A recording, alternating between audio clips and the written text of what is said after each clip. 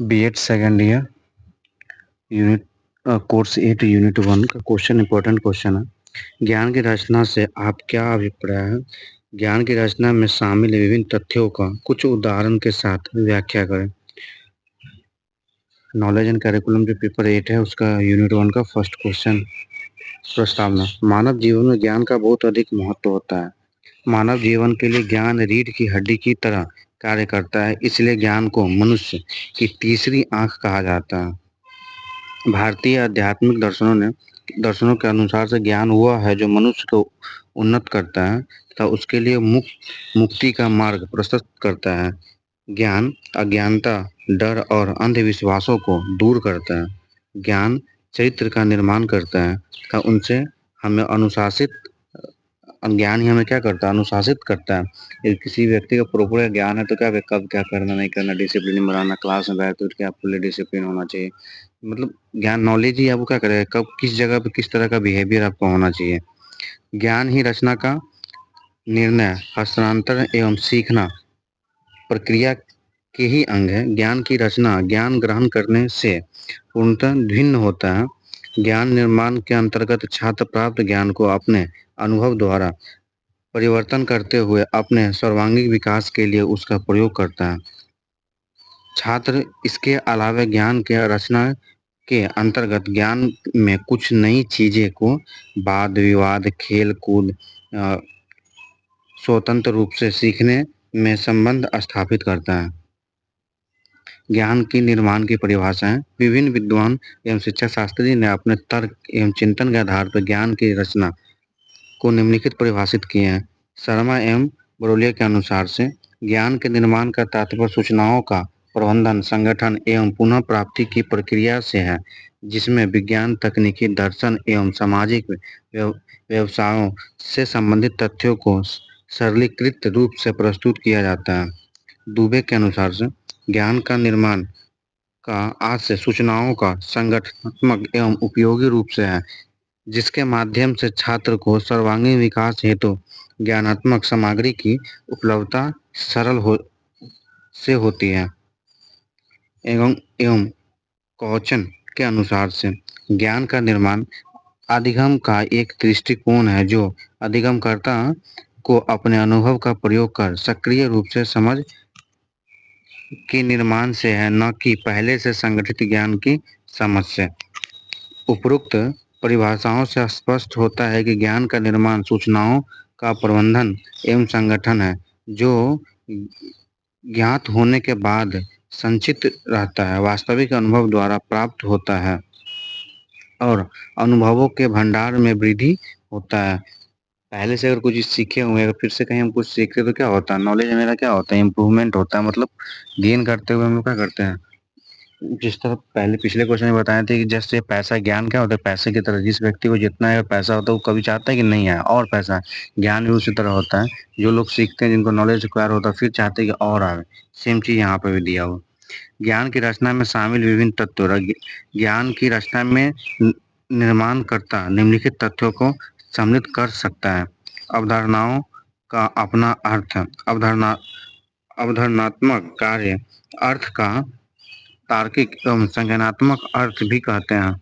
जब किसी व्यक्ति के मस्तिष्क में बाह्य जगत की किसी वस्तु की संकल्पना उभरती है तो उसे अभिव्यक्त करने के लिए किसी शब्द का सहारा लिया जाता है।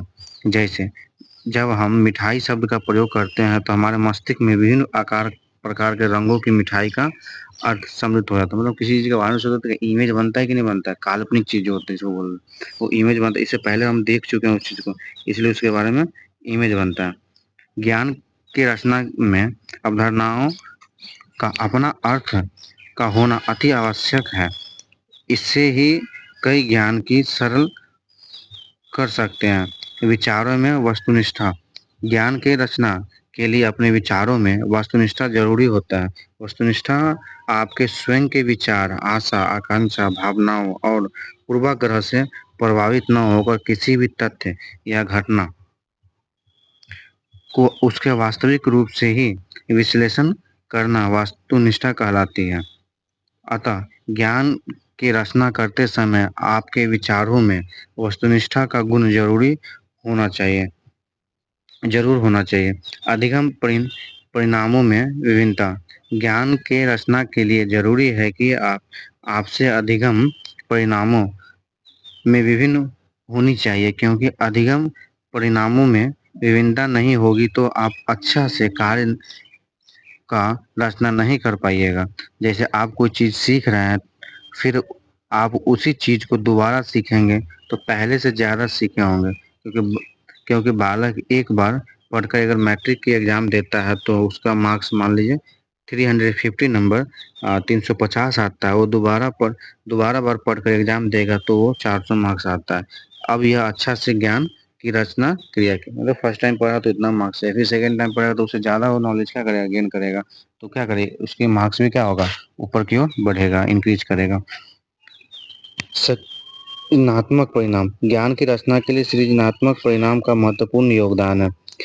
सामान्य रूप से जब हम किसी वस्तु या घटना के बारे में विचार करते हैं तो हमारे मन मस्तिष्क में अनेक प्रकार के विचार उत्पन्न होता है।